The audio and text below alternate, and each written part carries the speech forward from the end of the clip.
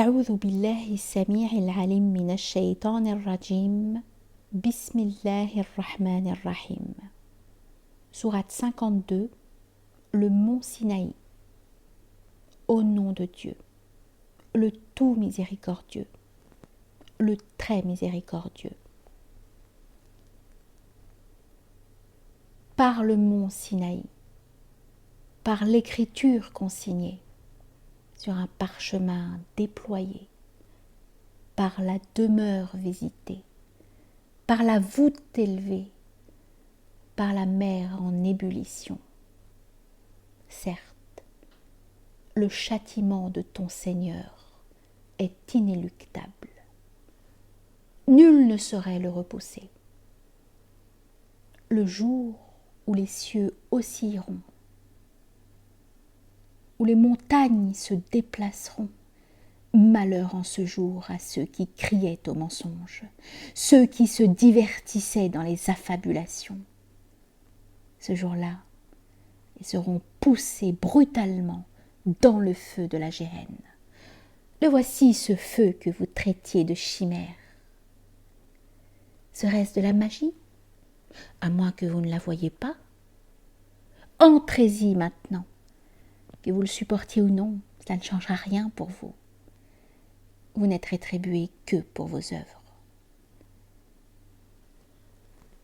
Ceux qui se seront prémunis du châtiment seront partagés entre jardins et délices, satisfaits de ce que leur aura accordé leur Seigneur, et leur Seigneur les aura préservés du feu de la géhenne.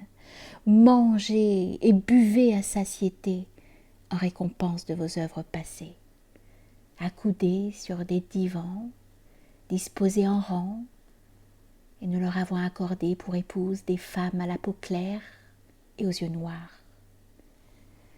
Nous ferons rejoindre ceux qui auront cru et qui ont été suivis par leur postérité dans la foi par cette dernière, sans rien noter de leurs œuvres.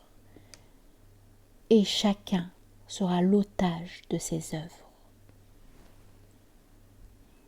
Nous les approvisionnerons en fruits et en viande de leur choix. Ils feront circuler entre eux une coupe qui ne provoquera ni ébriété, ni propos déplacés. De jeunes et faibles à leur service circuleront parmi eux, semblables à des perles dissimulées.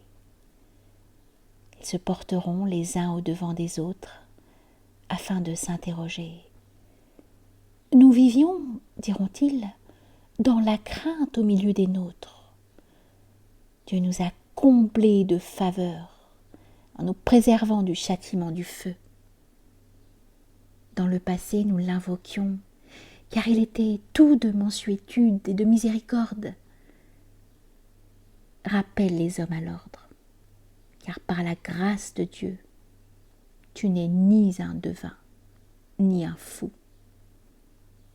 Ou bien prétendent-ils qu'il est un poète, dont ils disent « Nous attendons que les vicissitudes du sort l'emportent ».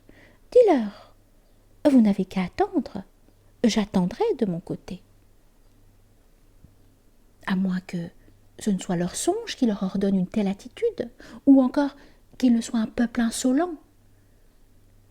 À moins qu'ils ne prétendent qu'il l'a forgé de toutes pièces. Qu'ils te produisent donc un récit semblable, s'ils sont véridiques. À moins qu'ils n'aient été créés de rien, ou qu'ils ne soient eux-mêmes les créateurs, ou qu'ils n'aient créé les cieux et la terre. En vérité, ils n'ont aucune certitude. Disposerait-il des trésors de ton Seigneur? Aurait-il le dessus sur toute chose? Ou disposerait-il d'une échelle qui leur permette d'écouter les informations venues du ciel? Que leur auditeur produise donc une preuve évidente. Aurait-il des filles et vous des fils? À moins que tu ne leur demandes un salaire et qu'ils ne croulent sous le poids des charges. Ou bien ont-ils connaissance de tout ce qui est scellé en sorte qu'ils le consignent? À moins qu'ils nourrissent un complot. Les mécréants seront eux-mêmes victimes des plus fins stratagèmes. Aurait-il une autre divinité que Dieu? gloire à Dieu, au-delà de ceux qui lui associent. S'ils voyaient un pan du ciel s'écrouler sur eux, ils trouveraient le moyen de dire « ce ne sont que des nuages amoncelés ». Laisse-les jusqu'à ce qu'ils soient confrontés au jour au cours duquel ils seront foudroyés. Le jour où leur stratagème ne leur sera plus d'aucune utilité et où ils ne recevront aucun soutien. Les iniques auront même droit à un autre châtiment que celui-là, mais la plupart d'entre eux sont dans l'ignorance.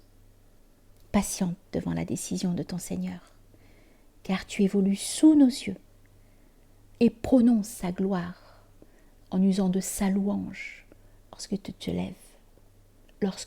lèves. Prononce sa gloire une partie de la nuit et au coucher des étoiles.